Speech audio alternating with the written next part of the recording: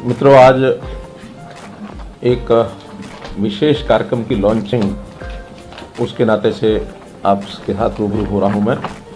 आपको जैसे मालूम है, हमने एक कार्यक्रम शुरू किया था, परिवार पहचान पत्र, जिसकी सर्वदूर उत्सुकता भी है, जानकारियां भी लोग ले रहे हैं, जिनको पता लग रहा है उसकी सराहना भी कर रहे हैं कि हरियाणा के हर परिवार का जो डाटा है वो हम योजनाओं को, लोगों के हित के लिए जो भी योजनाएं बनती हैं उन योजनाओं को बनाने के लिए उसका उपयोग करेंगे और हर किसी की आवश्यकताएं, हर किसी की क्षमताएं, आवश्यकताओं की पूर्ति के लिए सरकार योजनाएं बनाएगी और क्षमताओं का उपयोग कैसे किया जाए इसकी भी हम योजना बनाएंगे।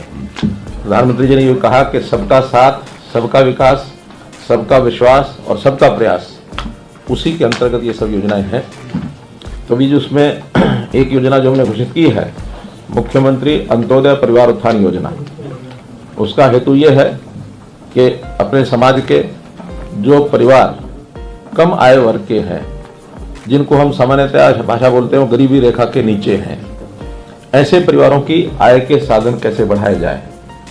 क्योंकि नौकरियों के बारे में हमको सबको अवगत है कि हर किसी को नौकरी उपलब्ध कराना ये शायद कठिन काम होता है। उसमें जो सिस्टम से आएंगे उनको नौकरी मिलेगी, लेकिन जो रह जाते हैं उनको भी परिवार में कम से कम इतनी आय अवश्य हो जाए कि वो अपना जीवन यापन ठीक से कर सकें। हमने जो सर्वे कराया है उस सर्वे में 50,000 रुपया वार्षिक आय से भी नीचे के परिवार हैं, 1 लाख रुपया वार्षिक आय के भी नीचे के परिवार हैं। अभी 2 ही श्रेणियां हैं जिनको हमने अपने इस टारगेट में लिया है कि 1 लाख रुपए तक की आय के जो परिवार हैं उनको अवसर दिला करके कम से कम उनकी आय डबल हो जाए। 50,000 से नीचे के कोई 38,000 परिवार हैं, उनको 1 लाख तक कैसे पहुंचाया जाए, और 1 लाख से नीचे के हैं उनको 2 लाख तक कैसे पहुंचाया जाए। अर्थात हमारा जो 1,80,000 रुपये का ऑर्बिट है उससे पार किया जाए, बाहर किया जाए। उनको हम फिर BPL ना कह करके उनको उससे ऊपर की लाइन पर ले जाएंगे। तो इसमें विभिन्न बैठकें हमारी हुई हैं, विभागों के साथ जो योजनाएं चल रही हैं उसकी समीक्षा की गई है, कितना लाभ लोग ले रहे हैं। लेकिन ध्यान में आया कि लोग लाभ नहीं ले पा रहे हैं, या तो उनको जानकारी नहीं मिलती या उनको उन योजनाओं को लेने में कठिनाई आती है। ऐसे ही बहुत स्कीम्स ऐसी हैं जो बैंकों से लोन भी लिए जा सकते हैं अपने व्यवसाय को बढ़ाने के लिए, वहाँ भी कुछ कठिनाइयाँ उनको आती हैं। तो हमने एक कंबाइंड एफर्ट, चाहे बैंक हैं, चाहे फाइनेंशियल यानी सर्विसेज देने वाले और संस्थान हैं, या हरियाणा की सरकार की स्कीमें हैं, केंद्र सरकार की स्कीमें हैं, या फिर व्यक्ति अपनी योजना से भी कोई नया काम करना चाहता है, उसका अपना अनुभव है, एक्सपीरियंस है, ट्रेनिंग है, कोई भी काम वो करे, उसको कोई रिसोर्सेज की कठिनाई उसको ना आए। तो ऐसा एक सामूहिक प्रयास करने के बाद ऐसे सब लोगों को हम इन्वाइट कर रहे हैं। उनकी सूचियां बन चुकी हैं। लगभग 1 लाख तक के जो परिवार जिनकी आय कम है, उसमें हमारे पोर्टल के हिसाब से तो 3.25 लाख परिवार ऐसे हैं। लेकिन हम अभी 1.5 लाख परिवार उनमें से बुला करके और व्यक्तिगत उनका जानकारियां उनसे लेना, उनका इंटरव्यू लेना, कौन सी वो व्यवस्था का यानी योजना का लाभ उठाना चाहते हैं, कोई उनकी अपनी स्कीम है। तो पहले चरण में ये काम हमारा कल 29 तारीख से शुरू हो रहा है और 25 दिसंबर तक, जिसको हमने कहा कि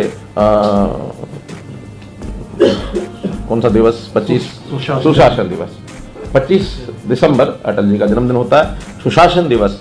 उस दिन तक फील्ड में हर ब्लॉक लेवल पर कैंप्स लगेंगे और उन कैंप्स में उनको सबको सूचना दे करके बुलाया जाएगा। यहाँ कम्युनिकेशन सिस्टम से सीधी जानकारी भी उनको दी जाएगी और जिला स्तर पर या ब्लॉक स्तर पर जो नोडल अधिकारी हैं वो भी उनको जानकारी देंगे।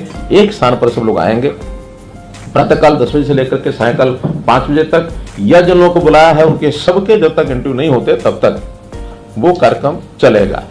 पहले चरण में अभी 3 दिन के कार्यक्रम, कुल 24 ब्लॉक्स में ऐसा हमने एक शेड्यूल ये जारी किया है। 24 स्थान है, लेकिन उसमें किसी किसी स्थान पर 2 दिन, किसी स्थान पर 3 दिन भी, जहाँ की संख्या ज्यादा है, क्योंकि एक दिन 500-600 लोगों से ज्यादा वहाँ उस मेले में बुलाएंगे तो अव्यवस्था होगी। तो जहाँ संख्या ज्यादा है वहाँ 3 दिन, 2 दिन में पूरे तो 2 दिन, और जहाँ कम संख्या है 1 दिन में उन ब्लॉक्स में इसको लगातार चला करके पूरा करेंगे। तो ऐसे 24 स्थानों का शेड्यूल ये आपको जारी कर दिया गया है, आपको दे दिया ना पत्र। हाँ, तो उस हिसाब से उन स्थानों का हमने चयन किया है। स्थान 24 जो है, कोशिश की है कि हर जिले में कम से कम एक जरूर हो जाए। अम्बाला कैंट है, भिवानी, फिर फरीदाबाद कॉरपोरेशन है, फतेहाबाद MC है, जाखल, फिर फर्रुखानगर, गुरुग्राम, सिसाई, हांसी और बास, जज्जर, जींद, कैथल, कुंजपुरा, थानेसर, नारनौल, नूह, पलवल, कालका, पानीपत, बावल, रोहतक, सिरसा, गोहाना, बिलासपुर। तो ये कुछ स्थान हैं जहां पर ये सारे कार्यक्रम किए जाएंगे। इन स्थानों पर नोडल अधिकारी बना दिए गए हैं। एक प्रदेश स्तर का कोई भी IAS, IPS, IFS ऐसा अधिकारी वहां जाएगा। एक बार जिला स्तर पर भी नोडल अधिकारी DCs ने तय करके नाम भेजे हैं, वहां जिले में भी जो लोग हैं एक अधिकारी वो रहेगा। कुछ जो जनप्रतिनिधि हैं उनको भी सूचना हुई है, अपने अपने क्षेत्र में जो जनप्रतिनिधि भी जाना चाहे तो वो भी वहाँ जाएगा, दिन भर रहेगा। सोशल वर्कर, सोशल संस्थाएं जो इन कामों में सहयोग कर सकती हैं, ऐसी भी सूचना उनको दी गई है, वो भी ले जा करके कोई योजना में, क्योंकि जिस प्रकार के लोग आएंगे कई बार अपनी बात को ठीक से वो एक्सप्रेस नहीं कर पाते हैं, पढ़ाई लिखाई भी कम है, उनको योजनाओं का पता भी नहीं है, तो ऐसी सारी योजनाओं की सहायता करने के लिए इस प्रकार के सब लोग वहाँ उपस्थित रहेंगे। हमारी जो लोकल कमेटीज हमने बनाई हैं उनको भी सूचना दी गई है कि उनके लोग भी वहाँ उनके साथ रहें। अर्थात ये दिन भर एक मेला होगा। भले लाभार्थी यानी अपेक्षित जो है वो तो 500-600 ही हैं, लेकिन उनके साथ आने वाले लोग, सामाजिक कार्यकर्ता, फिर ये सेटअप के जो लोग हैं, कुल मिला करके शायद 500 की अगर जगह 1000 भी आ सकते हैं। तो दिन भर वो एक मेला टाइप ये कार्यक्रम होगा। प्रयोग है, इस प्रयोग में पहले 3 दिनों में कितनी हमें सफलता मिलेगी, कितनी हमको कठिनाइयाँ आएंगी, कितने नए सुझाव आएंगे, उनको भी साथ साथ हर दिन वहाँ से जो इन्फॉर्मेशन आएगी, फीडबैक आएगा, उसके हिसाब से नई चीज़ें क्या करनी है। तो इस 3 दिन के बाद नया शेड्यूल 1-2 दिन का गैप डाल करके फिर जारी किया जाएगा, ताकि इन सबको हम 25 दिसंबर तक पूरा कर सकें। 180 के आसपास ये सब स्थान हैं जहाँ ये सब कार्यक्रम जो हैं किए जाएंगे। कुल कार्यक्रमों की संख्या तो ज़्यादा हो जाएगी, क्योंकि एक स्थान पर एक से ज़्यादा कार्यक्रम जैसा हमने बताया वो भी होंगे। तो इस प्रकार से ये कार्यक्रम बनाया गया है। वहाँ पर व्यवस्थाएं सारी बता दी गई हैं, उनको डिस्ट्रिक्ट एडमिनिस्ट्रेशन और ब्लॉक लेवल के जो लोग हैं उनको सब व्यवस्था बता दिए गए हैं। ADCs, DCs के साथ डिटेल्ड एक मीटिंग भी हुई है और उनके साथ वीडियो कॉन्फ्रेंस भी हुई है। उनको SOP बना करके जारी भी कर दिया गया है कि डिस्ट्रिक्ट एडमिनिस्ट्रेशन ने क्या करना है, विभागों ने क्या करना है, बैंक से क्या अपेक्षा है, और जो बेनिफिशियरी, संभावित बेनिफिशियरी है, उससे क्या क्या जानकारी लेनी है। बहुत सी जानकारियां तो परिवार पहचान पत्र में ले ली गई हैं, लेकिन उसके अतिरिक्त व्यवसाय के नाते, काम के नाते, इनकम बढ़ाने के नाते उनसे भी पूछताछ की जाएगी। जो योजनाएं सारी आपको एक पत्रक और दिया गया है जिसके अंदर योजनाओं का उल्लेख है सब, और इस योजनाओं में मैं अभी पढ़ रहा था, योजनाएं तो 50 से ऊपर लिखी हैं, लेकिन कुछ ऐसी हैं जो शायद व्यक्ति के लिए नहीं है, ग्राम के लिए हैं, बस्ती के लिए हैं, विभागों के लिए हैं। तो व्यक्तियों के लिए लगभग 42 योजनाएं ऐसी हैं जिसमें से व्यक्ति अपनी इनकम बढ़ा सकता है। तो उस प्रकार की ये सब योजनाएं दी गई हैं। इनके सबके वहाँ हर एक कैंप के बाहर कई जगह चार्ट लग जाएंगे। उन चार्ट्स को पढ़ेंगे, उसमें बेनिफिट यानी क्या मिलेगा उनको, लोन का मैक्सिमम लिमिट क्या है और उसकी पात्रता क्या उसमें तय की गई है। अलग अलग वर्गों के लिए, जैसे SCs के लिए कुछ योजनाएं हैं, BCs के लिए योजनाएं हैं, महिलाओं के लिए हैं, दिव्यांगों के लिए हैं, गरीबी के हिसाब से कुछ हैं, कृषि की अलग हैं, उद्योग की अलग हैं, लघु उद्योग जो है MSME उसकी अलग हैं, और स्किलिंग की योजनाएं अलग हैं। 3 महीने का स्किलिंग का कोर्स करने के बाद उनको कोई ना कोई व्यवसाय करने में आगे कैसी सुविधा मिलेगी। तो ऐसे एक मल्टीपल एक जिसको कहना चाहिए एक अफेयर्स, ये इसके अंदर बताए गए हैं। जाते ही व्यक्ति एक वेलकम डेस्क के ऊपर जाएगा, ताकि उसको कोई बात आगे कहाँ जाना है इसकी जानकारी नहीं है तो बता दी जाएगी। सब लिखित होगा तो भी एक वेलकम डेस्क होगा। उसके बाद 5-5 कम से कम 5-5 काउंसलिंग सेंटर्स होंगे। वो किसी भी एक काउंसलिंग सेंटर पर जाएगा, सब जानकारियां ली जाएंगी, उससे पूछताछ की जाएगी कि किस प्रकार का काम वो कर सकता है। कोई व्यक्ति खेती से जुड़ा कर सकता है, कोई पशुपालन की दृष्टि से कर सकता है, कोई मशरूम के नाते से कर सकता है, कोई दुकान बना सकता है, कोई सरकारी योजनाओं में योजना उसका लाभ उठा सकता है। तो उसी हिसाब से उन काउंटर्स पर भेजा जाएगा।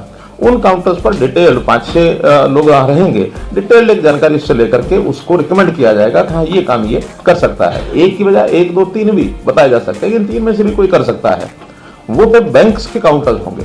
उन बैंक के नोडल जो बैंक होंगे उस क्षेत्र के, कहीं 5 हैं, कहीं 6 हैं, ऐसे बैंक्स के सबके अपने अपने काउंटर होंगे, वो फिर बारी बारी से उनको भेजेंगे। अगर उस सामने वाले का कहीं बैंक अकाउंट है तो उस पर भेजा जाएगा, नहीं है तो किसी को भी काउंटर पर भेजा जाएगा। वो बैंक वाला उस सारे पत्रक को देख करके, और बैंक्स को हमने कहा है कि जहां कोई गारंटी की जरूरत नहीं है तो कोई गारंटी आपने पूछनी नहीं है। बहुत सी योजनाएं ऐसी हैं केंद्र सरकार की ओर से तय की गई हैं, बैंकों ने मानी हुई है कि इसकी कोई हमने कोलेटरल नहीं लेना, गारंटी नहीं लेनी है। केवल उसकी योग्यता ठीक होनी चाहिए, वो काम ठीक प्रकार से कर सकता है, ताकि एक विश्वास है कि वो अर्न करेगा और बैंक को वापस करेगा। अगर उसमें इतनी योग्यता ही नहीं है तो शायद बैंक वाले उसको रिफ्यूज करते हैं। लेकिन वो सारा काम चूंकि हमारे डिपार्टमेंट सब उसमें जुड़े हैं, उसकी काउंसलिंग कर रहे हैं, और इतनी छलनी जो सारे सिस्टम के अंदर से निकाली जाएगी उस सारे विषय को, तो बैंक्स को सुविधा हो जाएगी।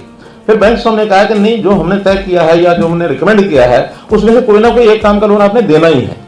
कुछ स्कीम्स ऐसी हैं, नई स्कीम्स मानो बन सकती होंगी, तो उसका अगर बैंक्स की जरूरत होगी तो उसका जो गारंटी है, बैंक गारंटी यानी गवर्नमेंट गारंटी देगी, ताकि कल को डिफॉल्ट हो जाता है कोई एनपीए ना हो, ताकि वो गवर्नमेंट की ओर से भी दिया जा सकता है। गवर्नमेंट के पास बहुत सी स्कीम्स ऐसी होती हैं हम ग्रांट भी देते हैं। तो हम ये सारी चीजें उसमें सब करने के बाद और उनको वहां भेजेंगे। दिन भर का ये मेला चलेगा।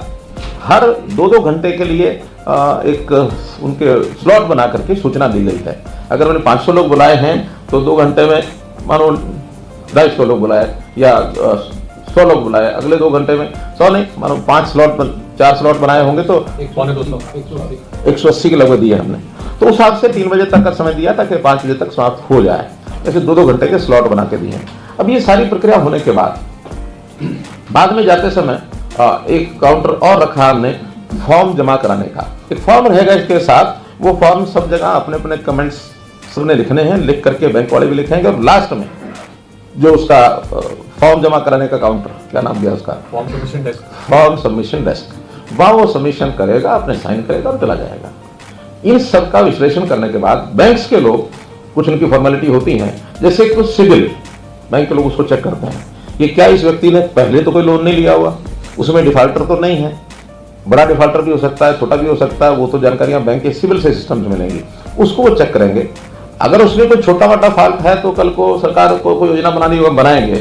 लेकिन ये सब अगले 10 दिन तक बैंक की प्रोसेस चला करके उसमें निर्णय लेकर के, जब ये 25 तारीख तक कंप्लीट हो जाएगा सब, तो जनवरी में इनके सबके सेकंड कैंप लगेंगे, और सेकंड कैंप में जिनके लोन सैंक्शन उनको लोन दे दिया जाएगा, जिनकी कठिनाई होगी उस कठिनाई को दूर करने की कोई स्कीम सरकार को बनानी होगी वो बनाएंगे, या कोई नई योजना अगले को देनी होगी। कोई मानो लगता है हमें भी इसको लोन देने के बजाय इसको तो कोई छोटा काम किसी प्राइवेट इंडस्ट्री के साथ ही लग करके काम कर सकता है, इसको सैलरी मिल जाए, या इसको अनपढ़ है बिल्कुल मजदूरी का काम कर सकता है तो मनरेगा का अंदर काम उसको दिलाया जा सकता है। तो बैंकों के अंदर कोई डिफॉल्ट इस प्रकार का मिलता तो उनको बिना लोन के भी उनकी इनकम कैसे बढ़ सकती है, इसकी योजना बनाई जाएगी। लेकिन जनवरी में इन सबको लोन दे दिए जाएंगे। तो इस सारे चरण में अभी 1.5 लाख परिवारों को बुलाया गया है। 1 लाख परिवारों को सहायता जरूर हो जाए, मानो 50,000 का एक छोड़ भी दे इस प्रकार के लोगों का जिनकी सहायता नहीं हो पाएगी, तो 1 लाख का ये पहला टारगेट इस 2 महीने के चरण में पूरा करेंगे, और उसके बाद फिर सेकंड फेज में बाकी जो लोग बचे उनको लिया जाएगा। तो इतना ये एक कार्यक्रम है आपको बताने के लिए। और इसमें आपको लगता है कि कोई सुझाव है, कोई बात ऐसी है जो पूरी नहीं हुई है, उसमें अधूरी रह गई है, या कोई आपको लगता है उसमें और कुछ जोड़ा जा सकता है,